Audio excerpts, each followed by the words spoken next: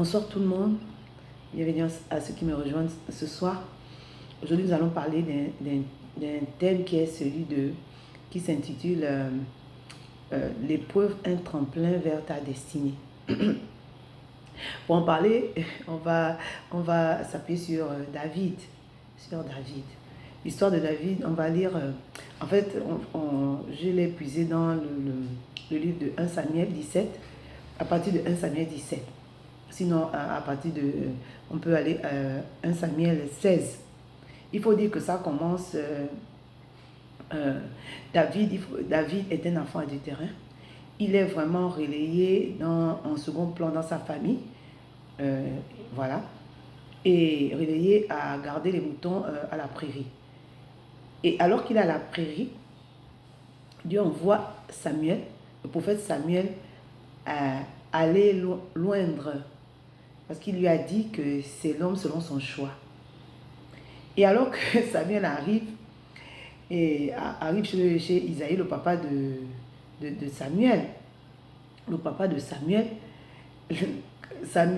Isaïe présente ses 7 fils en dehors de ses 7 fils, pas le 8e qui est David. Et lorsque Samuel arrive, il est impressionné par la taille de l'aîné, d'Eliab. Et heureusement, Dieu lui a dit, écoute, ne tiens pas à son apparence, je l'ai rejeté lui. Et Samuel a demandé à Isaïe que s'il avait un autre fils, on a dû aller le chercher à la prairie et le ramener.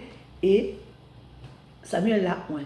Alors que David était oint, David est reparti garder les moutons.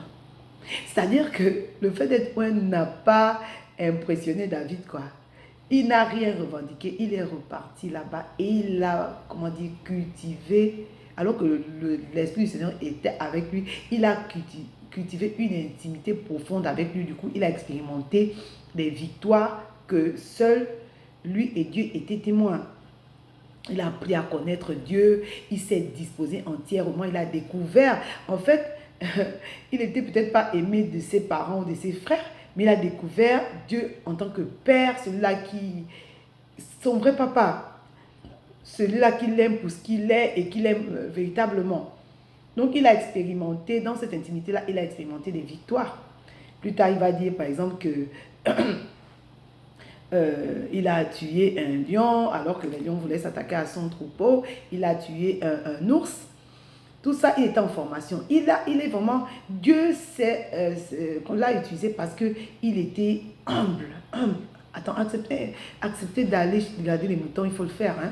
Il faut le faire. Et il est resté là-bas.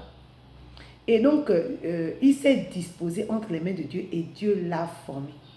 C'est ce qui a conduit Dieu à l'utiliser pour délivrer Israël, alors que l'armée de Saül était en guerre avec les Philistins et qu'ils étaient menacés par Goliath, et que Saül et son armée s'étaient retranchés.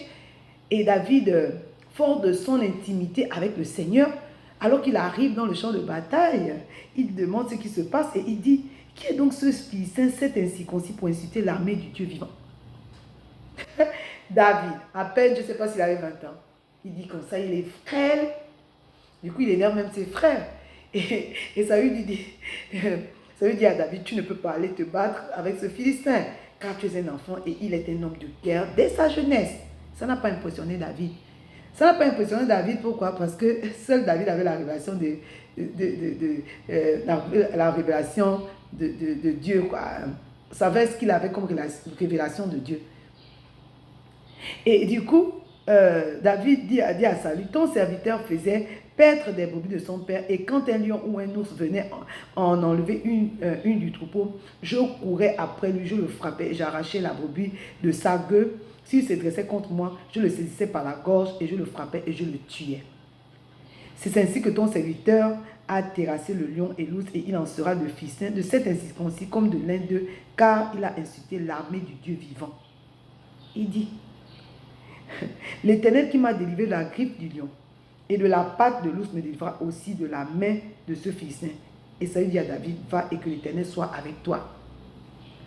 Personne ne peut parler comme ça si tu ne t'assures pas de qui est derrière toi. Personne. Personne ne peut parler de ça. C'est-à-dire que David et le Seigneur faisaient corps. Quoi. Il avait une telle assurance parce qu'il connaissait véritablement Dieu. Pour avoir été, dans son intimité, seul avec lui, il a expérimenté qui était Dieu et de quoi il était capable. Attends, Saül, le roi Saül, retranché, fuyant Goliath. Et David qui arrive, 17 ans, il a même refusé l'armure de David, de Saül. Et il est parti comme ça. Il a dit comment tu appelles ça, à Goliath, il dit, tu marches contre moi avec l'épée et la lance, et moi je marche contre toi au nom de l'Éternel des armées, du Dieu de l'armée d'Israël que tu as insulté. C'est ça. Vous savez, depuis l'année dernière, en fin d'année dernière, et depuis cette année, on a résolu, par l'inspiration du Saint-Esprit, de chercher Dieu plutôt que de chercher sa main. Parce que qu'est-ce que Dieu peut te donner et qui peut être permanent si ce n'est lui-même? Alors on a résolu de chercher Dieu pour ce qu'il est. On a demandé Dieu. On demande Dieu. Dieu, on veut toi, on veut toi, on veut toi. Donc à l'image de David, on soupire après ça, on dit Dieu, on veut qu'il dise de nous que nous sommes des femmes et des hommes selon son cœur. Et celui qui a expérimenté ça et qui a eu l'un que Dieu en qui Dieu a reconnu cela, c'est David. David. En fait, pourquoi j'en parle, je parle de ça aujourd'hui. Il y a 2 ans, en fait, je m'étais retrouvée face à un choix. Face à une situation où il fallait que je fasse un choix. Et le choix qui me paraissait le mieux et qui me paraissait où le règlement de cette situation devait être rapide. C'était, gloire soit rendue à Dieu pour sa miséricorde. C'était vraiment le prochain. Quand la parole de Dieu dit que, dans Matthieu 7, 13, 14, quand il dit, entrez par la porte étroite, car large est la porte, spacieux est le chemin qui mène à la perdition, et beaucoup entrent par là. Dieu est bon. Dieu est bon. Dieu est bon parce que vraiment, il n'a pas permis. La vérité, c'est que il m'a conduit à faire le bon choix. C'est-à-dire, celui qui dit, mais étroite est la porte, resserré est le chemin qui mène à la vie. Il y en a peu le chemin qui le trouve. Je n'avais pas conscience, quand j'ai fait ce choix, enfin c'est Dieu qui savait. Moi, je n'avais pas, non, j'ai fait comme ça. Moi, pour moi, c'était le hasard. C'est vraiment le hasard. J'ai dit, bon. Et puis, à un moment donné aussi, j'ai pensé que je vais expérimenter Dieu là, dont les gens parlent, Dieu, et dont sa parole parle. Je veux expérimenter ça, puisque Dieu dit qu'il se laisse trouver par ceux qui le cherchent, et Dieu dit qu'il ne fait exception de personne. Mais quand je me regardais, je me dis, waouh, comment je saurais cultiver l'intimité avec, comment je vais le chercher, comment je vais faire, et Dieu m'a donné cette force-là de faire le bon choix, de me disposer. Je bénis le Seigneur pour ça. La parole de Dieu dit qu'il se cherche un homme qui se tienne à la brèche, il n'en trouve pas. Et on dit, Seigneur, donne-moi le cœur de David. Mais le cœur de David, on a vu, il était humble, et malléable, enseignable. Il n'était pas parfait. Quand on regarde la suite de l'histoire de David, David a commis l'adultère, David a participé à un meurtre, le meurtre d'Uri.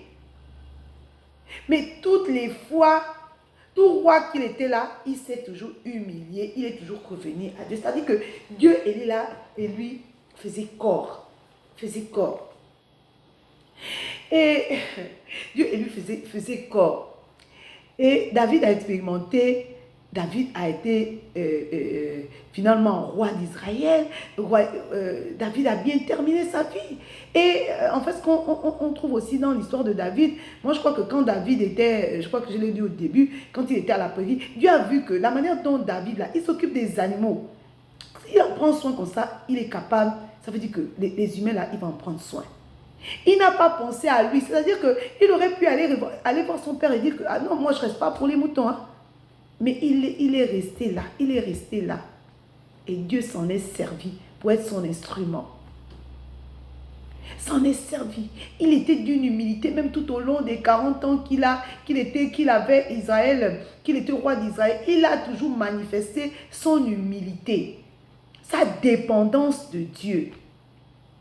La parole de Dieu dit que soumettez-vous sous la puissante main de Dieu et il vous élèvera au temps convenable. C'est ça le cœur de David. C'est ça qui a fait en sorte qu'il soit propulsé roi d'Israël.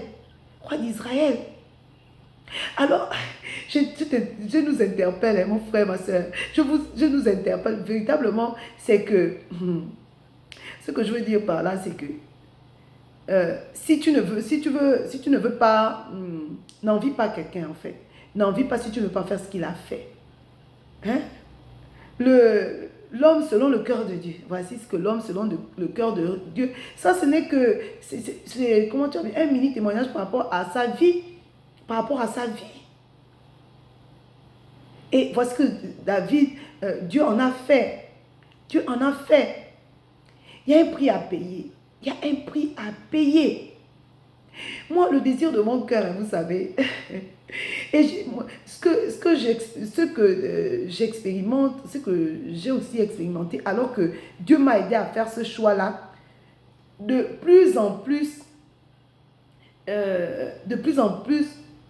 je réalise ce que, Paul disait, hein, qu'il regarde, il regarde comme de la boue. Hein. Tout ce sur quoi il s'appuyait, c'est de la boue. Pour lui, la mort est un gain. En fait, la parole de Dieu dit que sert à un homme de gagner le monde s'il doit perdre son âme. Et puis le privilège qu'on a de le connaître, d'être à son service, de l'avoir pour Dieu, d'avoir... Ça vaut les difficultés qui s'y attachent, quoi.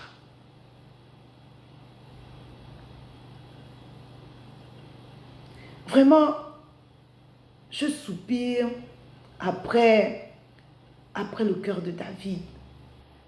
Je soupire après le cœur de David. Avant, je dis, Seigneur, donne-moi ça, fais-moi ceci, fais-moi cela. La vérité, si tu as Dieu, tu as tout. Tu as tout. Mais ça passe par quoi? Ça passe par un cœur brisé. Un cœur brisé. En fait, il faut être vraiment brisé. Tu vas perdre des choses. Tu vas devoir sacrifier des choses. Tu vas devoir souffrir. Tu vas devoir mourir à toi. Mourir et laisser Dieu faire ce qui lui plaît. Parce que la vie n'a de sens que dans sa présence. La vie n'a de sens qu'en lui. Vraiment que Dieu nous aide. Que Dieu nous aide. Que Dieu nous aide à rechercher son cœur. Que Dieu nous aide. En fait, de plus en plus, la révélation que j'ai de lui va grandissant, quoi. De plus en plus, je lui abandonne des domaines. Je lui abandonne des domaines. Et je vois comment c'est difficile, c'est vrai. Mais il me soutient. Il me soutient. Quelle gloire! Donc, la vérité, c'est que il m'arrive même de dire, Seigneur, prends tout, quoi. Prends tout. Attends, à côté de ce que, de parler de lui comme ça, à côté du bien que tu vas faire, alors qu'il t'utilise, comment les vies des personnes vont être restaurées, comment tu vas... Non, mais Seigneur, tout ce qu'on a là, ça ne sert à rien du tout. La vérité, hein? Ça ne sert à rien du tout. Vraiment, plutôt que, alors qu'on est, comment tu appelles ça, alors qu'on est dans les challenges, on est dans les défis, on est dans les problèmes et tout ça, plutôt que de nous plaindre, comme je disais la dernière fois, on doit vraiment réaliser que c'est une opportunité pour nous, que Dieu nous donne pour être à son service. Dieu permet ce qu'on traverse là pour que nous soyons dépendants de lui. Pour que nous soyons dépendants. Je bénis le Seigneur pour les épreuves. Je bénis son nom encore pour ce qui va arriver. Parce qu'il a dit quoi? Qui sera avec moi? Si je traverse l'eau, l'eau ne va pas me submerger. Je traverse le feu ne va pas me consumer. De plus en plus, ces versets, sa parole prennent un sens dans ma vie. Seigneur, vraiment, je bénis ton nom pour ça. Merci, Seigneur. Merci. Merci parce que Dieu nous aime. Dieu nous aime. Aussi longtemps que tu ne vas pas mettre le pied dans la mer rouge, elle ne va pas s'ouvrir. Elle ne va pas s'ouvrir. Dieu est... En réalité, comment dire, Paul a dit que si je vis par la chair, je marche par la foi au Fils de Dieu. Ce n'est plus moi qui vis, c'est Christ qui vit en moi. Ça veut dire qu'il dit que celui qui m'a touché a touché à la prunelle de son œil. Il dit qu'il est, s'il est pour moi, qui sera contre moi?